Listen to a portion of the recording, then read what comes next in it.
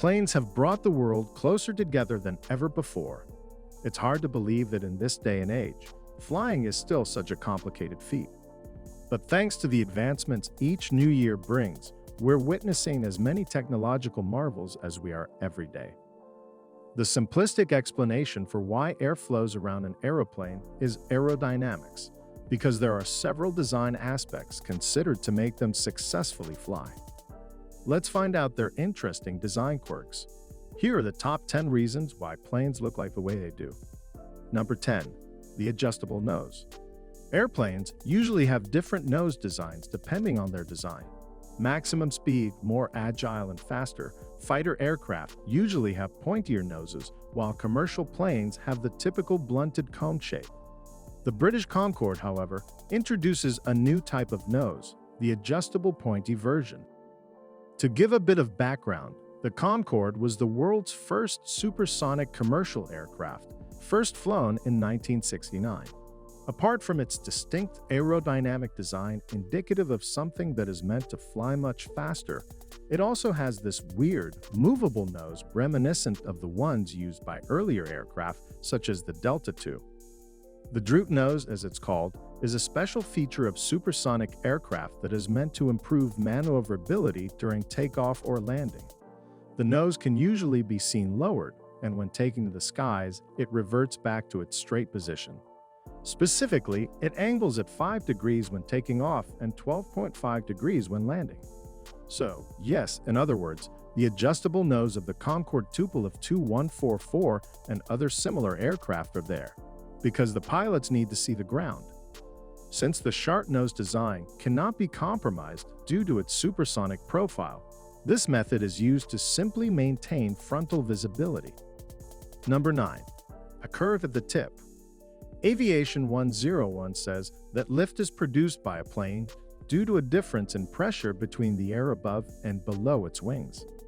However, it's not like air is enclosed within the two sides at the tip of the wing. The upper low-pressure side usually meets the lower high-pressure side of the plane due to fluid mechanics. The higher pressure air will naturally flow towards the low-pressure air that it meets at the tip in order to maintain equilibrium.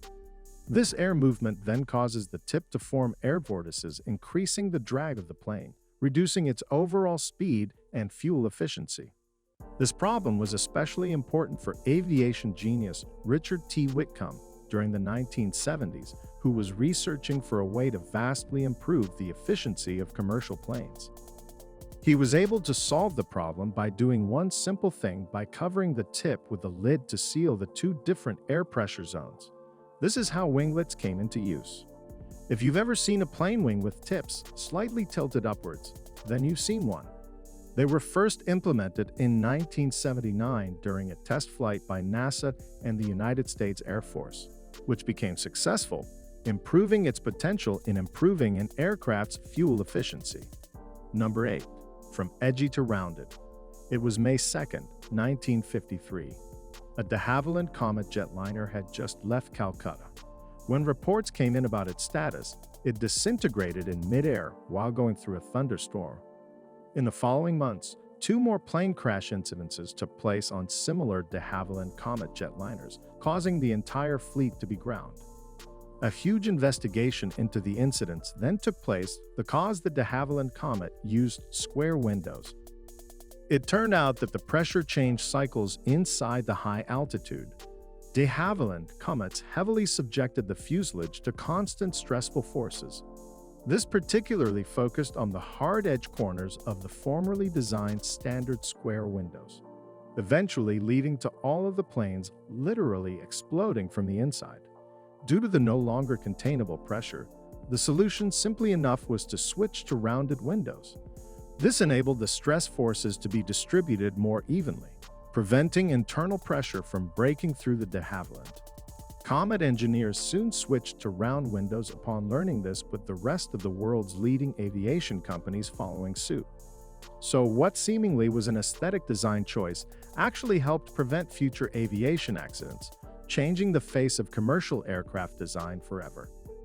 Number 7. Double-decking bonus. When it comes to size, nothing beats the basic design of a double-decker aircraft. Compared to anything else, the sheer impressiveness of its scale puts it at competitive odds with almost nothing. But why do double-decker aircraft exist? Okay, the typical more passengers, more cargo answer is straight and valid. After all, the Airbus A380 can theoretically carry almost 3 times compared to that of a Boeing 787. But this misses one more key component of the actual reason: more passengers, more cargo for one single long-haul flight. Double-decker aircraft exists due to the long-haul commercial aviation market. It is what? The popular giant, the Airbus A380, are directly designed for Airbus, aimed at to be economically feasible by grabbing onto the market with the largest and busiest hubs for single flights around the world.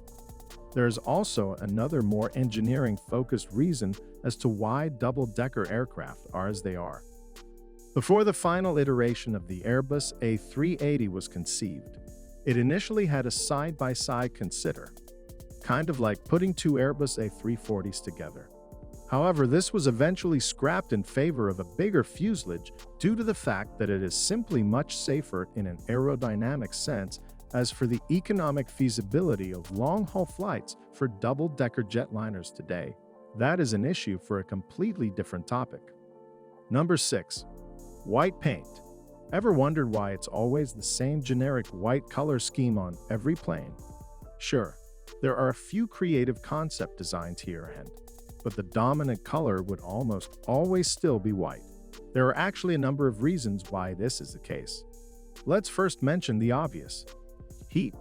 White generally dissipates heat via reflection. The more the plane is painted white, the less heat the plane accumulates, meaning less stress on the engines, and therefore more efficiency. Other not so common, even stranger reasons include price. White paint is generally cheaper than other color. Appearance faded, weathered white doesn't really look any different. Greater resale values. Companies want blank slates when purchasing used aircraft, reducing bird crashes. Birds can see reflective white surfaces better even during the day. Inspection reasons is easier to see cracks and other deformities during maintenance, and perhaps disturbingly. Investigations destroyed plane fragments are easier to spot after the incident if painted white. Lastly, white just looks more standard, even a bit cleaner than other seemingly weird paint jobs other airline companies have for their planes without counting that black edgy plate, of course. Number 5. Always the left door. Another simple question that's never usually mentioned is why planes are always designed to have doors on the left side. It's been the norm for too long that we usually just overlook the fact. But why indeed? Many practicality-based reasons have been suggested. Some stated that it's more convenient for travel since taxis and other vehicles could simply set up in front of the terminal. Another possible theory is that it's just the standard designation, as fueling or baggage loading and unloading procedures are usually carried out on the right side of the airplane. But one very convincing observation suggests that it's just an age-old tradition. You see, during the age of sail, the left side is usually referred to as the port.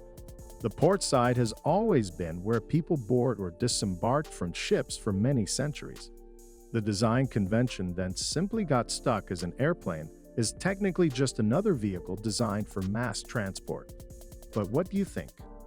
Was it really a traditional design convention, or perhaps a combination of all of these reasons? Number 4. Giant boomerangs. The all-familiar fuselage plus wings and engine design has been the staple for airplanes for decades. Along with this line of development, though, is the construction and design of another base design that came straight out of the earliest days of powered, the famed flying wing aircraft. While the look and design of a flying wing seems sound on an outside intuitive level, there are actually several considerations built into such concept. Long story short, flying wings are designed, developed, and built due to one very important reason. It flies as a single solid object.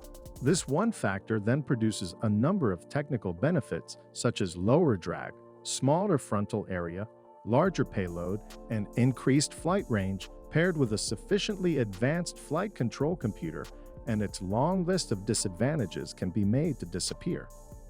The best example of this is, of course, none other than the famed stealth bomber, the Northrop Grumman B-2 Spirit. In fact, it's biomimicry at its finest since birds of prey use this shape too, to maximize their own flight capabilities. As for the next question of why there are no commercial flying wings, cost is the simplest answer. Developing a flying wing aircraft to become commercially viable while becoming optimized for regular passenger use is something that no airline company is willing to risk at the moment. Number 3. The biggest possible tube. Let's dive straight into the question. Is there a limit to fuselage size? It turns out actually that there is no defined limit as of yet when it comes to fuselage size. When it comes to proportions, cube square law still applies. Basically, it states that doubling the size means quadruple the area and 8 times the volume, so long as there's enough power to keep the low wing pressure up, and wingspan to carry all that lift. Even very large aircraft can take off crews and land relatively efficiently. The limit comes to the weight associated with the increased volume, according to a short study by Stanford University. The optimal passenger limit is about 600 to 800 people. This is in order to maintain the highest potential revenue per weight in passengers or cargo. So, instead of directly increasing the fuselage size, engineers make commercial airlines seem spacious inside using psychological tricks, making windows larger, for example, make access to spaces seem better. Also, setting the cabin size at 127 centimeters above the floor equates the widest width of the aircraft with the passenger seated eyeline, making it seem wider. Even simply installing lighting between the ceiling and the luggage suddenly makes it higher than it actually seems. The key is to prevent the claustrophobic sensation. After all, it's still practically an enclosed flying metal tube. Number 2. Turboprops, ramjets and SCR-jets. The jet engine stands today as one of the most commonly used type of engine designed for aircraft, but aside from the traditional propeller-driven planes, there are also 3 more modern iterations of the aircraft engine, all providing advanced solutions to potential airplanes of tomorrow. The first, and perhaps the most basic, is the turboprop. Turboprop engines are essentially hybrid engines combining turbine engines with propellers. Its design was meant to solve some of the turbojet engine's inherent problems by sacrificing speed for fuel efficiency, having shorter runway clearance and emergency safety measures. The second one, ramjets, are amped-up turbojet. Unlike turbojet engines, ramjets use very fast-moving air for propulsion. They cannot operate on their own, requiring a push to supersonic speeds first before producing their own thrust, usually via rockets. Ramjets achieve optimal speed efficiency, starting at Mach 3, and can accelerate aircraft up to speeds of Mach 6. The last one, scramjets, are an even more amped-up version of the ramjet in a ramjet. The compressed air slows down to subsonic speeds before combustion. In a scramjet, however, it's maintained at supersonic speeds, hence the S in its name. Scramjets have a theoretical maximum speed of 24 times the speed of sound, or about 25,000 kilometers per hour, which is already 70% the speed required to escape our planet entirely. Such an engine is yet to grace an aircraft, but tests are underway, so they may be commonplace in the future. Number 1. No more runways. Aircraft, as engineering marvels of the 20th century they may be, are still largely limited by one very important weakness: the need for runways. VTOL, or vertical takeoff and landing aircraft, are designed to finally overcome this basic limitation. On one side, helicopters and similar aircraft provide lift via propellers. At the other, obviously more awesome end, are super advanced jet aircraft that can control engine exhaust to lift and land vertically. The British Harrier jump jet was the first aircraft able to achieve vertical takeoff and landing with this concept. It used 4 specially designed engine outlets. Propulsion from its outlets is controlled via valves and can be gradually pointed downwards to generate direct lift. The configuration immensely helped it land more safely on mobile platforms, such as aircraft carriers, and has even come in handy on one incident where a Harrier was forced to land on a ship due to low fuel. It had a number of stability and efficiency issues, but it proved that such as VTOL procedures are indeed possible and perhaps more practical as technology advances further in the near future. The American F-35 Raptor is set to eliminate even more VTOL issues, putting such configurations closer as the design necessity with more advanced onboard computers, laser guidance systems, high-tech VR navigation, and vector thrust engines. Their set changed the realm of aviation forever as sci-fi finally meets reality with its futuristic design. What do you think of these airplane designs? Did you ever question them before watching this video? Let me know in the comments section down below. Thanks for watching.